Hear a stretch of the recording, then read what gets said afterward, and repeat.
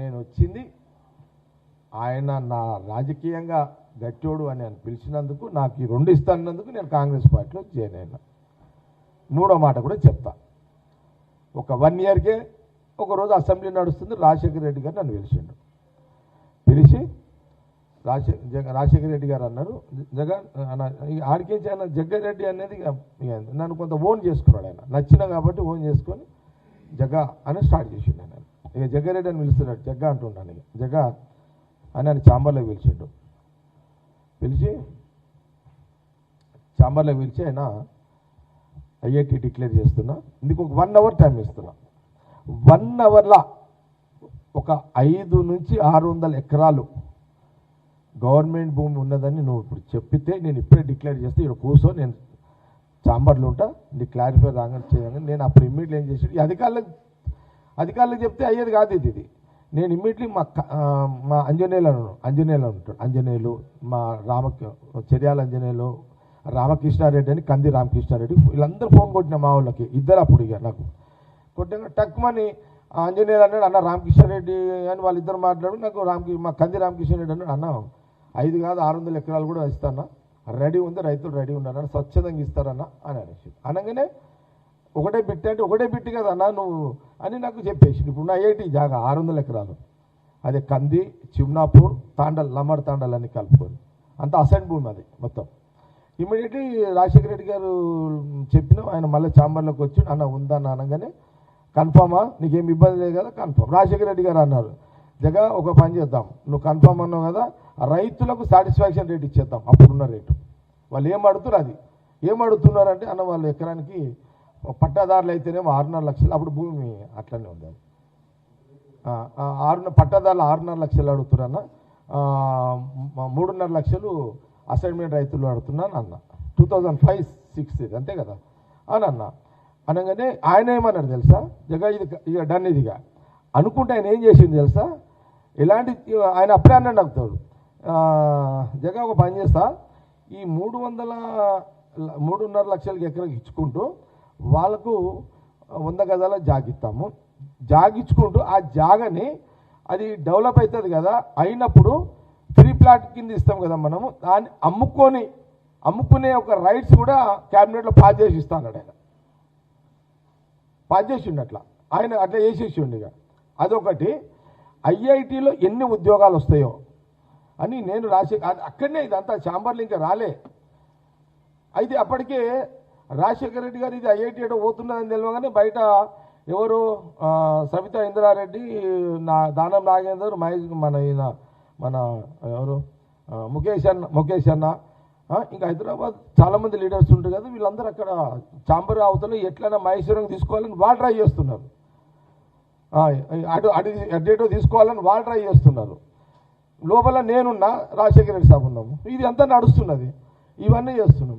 ఇవన్నీ చేస్తూ లాస్ట్కి ఏమన్నాడంటే మరి అని కలెక్టర్ లైన్లో తీసుకున్నాము. అప్పుడు కలెక్టర్ డైరెక్ట్ లైన్లో తీసుకొని మాట్లాడుతున్నాం. అంత ఆడిని ఒక అరగంటలో అంతా టక్ అయిపోయింది. ఎందుకో ఆయనకు బుద్ధి పుట్టింది. మళ్ళా జగ ఒక పని చేస్తామా ఏదన్నా అన్న మరి నువ్వు భూమి కొనుక్కుంటావా అని అడిగి, నేను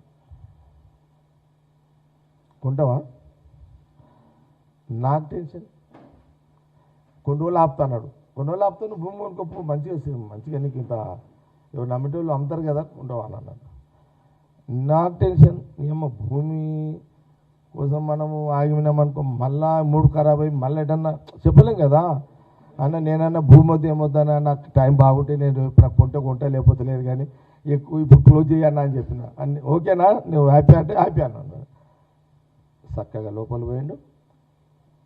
కంది, సంగారెడ్డి, ఐఐటి, ఇంకా హైదరాబాద్ లేదు అప్పుడు, ఇంకా సంగారెడ్డి కందిలో సంగారెడ్డిలో ఐఐటి అని ఫలానా కంది గ్రామ పంచాయతీలో 500 నుంచి 600 ఎకరాలు అక్కడ ఐఐటి అక్కడ సంగారెడ్డికి ఇస్తుందని చెప్పి రాజశేఖర రెడ్డి గారు డిక్లేర్ చేశారు.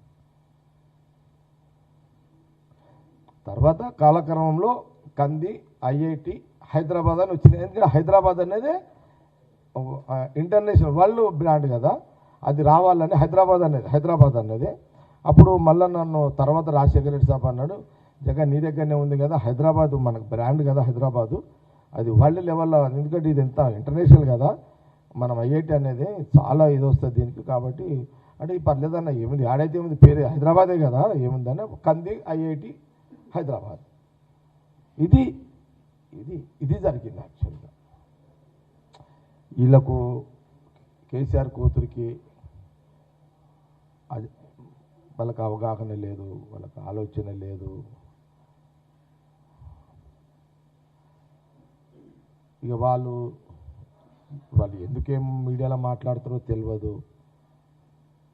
మరి అంత ఏం తెలుసుకోకుండా మాట్లాడాల్సిన ఈ అవసరాలు ఏంటిదో నాకు అర్థం కాలేదు. అంటే కారణం ప్రాబ్లం కూడా ఏంటంటే ఆమెకు కూడా అప్పుడు ఇంకా రాజకీయాలు వీళ్ళు కూడా తెలివే కదా, అప్పుడు ఏం తెలుసు వాళ్ళకు. వాళ్ళు ఆయన కష్టపడ్డాడు, ఆయన ఇప్పుడు కేసీఆర్ గారు కాంగ్రెస్లో ప్రయాణం చేసిండు, ఇది నిజము. కాంగ్రెస్లో కేసీఆర్ గారు యూత్ కాంగ్రెస్ నాయకుడు ఇక్కడ ఉండే అంచెలంచెలంచెలో రాజకీయ పరిణామాల కారణాలు ఆయన అప్పుడు ఎన్టీ రామారావు గారు టీడీపీ రావడం, అక్కడ ఆయన పోయిండు, కాంగ్రెస్ నుంచి టీడీపీలో పోయిండు. తర్వాత చంద్రబాబు నాయుడు గారి నాయకత్వంలో మినిస్టర్గా పనిచేసిండు. సరే కొన్ని రాజకీయ కారణం వల్ల టీఆర్ఎస్ పార్టీ పెట్టుకోండు. అల్టిమేట్ ఇవన్నీ ఈ సముద్రంలో నుంచి పోయిన ఉపనదులే ఇవన్నీ. ఏది కాంగ్రెస్ సముద్రంలో నుంచి పోయిన ఉపనదులే ఇవన్నీ. కాంగ్రెస్ చాలా సందర్భాలు చేసిన కాంగ్రెస్ పార్టీ అనేది ఒక సముద్రము, ఇందులో నుంచే నదులుగా కొన్ని కాలువలు అయిపోతాయి అన్నమాట. కాలువలు పోయి నదులు అయిపోతాయి, కాలువలు పోయి సముద్రంలో వచ్చే కొన్ని బిందువు నీళ్లు అట్లా పారుకుంటూ కాలువలు పోయి నదులు అయిపోయినాయి అవి. అందులో ఒక చంద్రబాబు నాయుడు గారు, ఆయన ఇక్కడ మినిస్టరు, కాంగ్రెస్ గవర్నమెంట్లో మినిస్టరు, రాజశేఖర రెడ్డి సాబ్ గారు వెంబడి ఇద్దరు కలిసి పనిచేశారు కాంగ్రెస్లో. ఈయన ఇట్లనే కాంగ్రెస్లో ఉన్నాడు, చంద్రబాబు నాయుడు గారు ఇంకో పార్టీ పెట్టుకుంటూ, కేసీఆర్ గారు అటు పోయిండు. ఇట్లా కాలక్రమంలో అన్నీ అట్లా కొంత విధి నిర్ణయము కాలక్రమంలో ఇవన్నీ జరుగుతుంటాయి. అది తప్పు, ఇది కరెక్ట్, ఇది రాంగ్ అని కాదు. అల్టిమేట్ సముద్రం లాంటి కాంగ్రెస్ పార్టీ నుంచి పోయిన వాళ్ళే కాలువలు పోయి నదులైనాయి, నదులు పోయి రాజకీయాలు అట్లా నడుస్తుంది. కాబట్టి అందుకే ఇది ఒక 6 నెలలు చెప్పాలని ఇంత నిజం 6 నెలలు.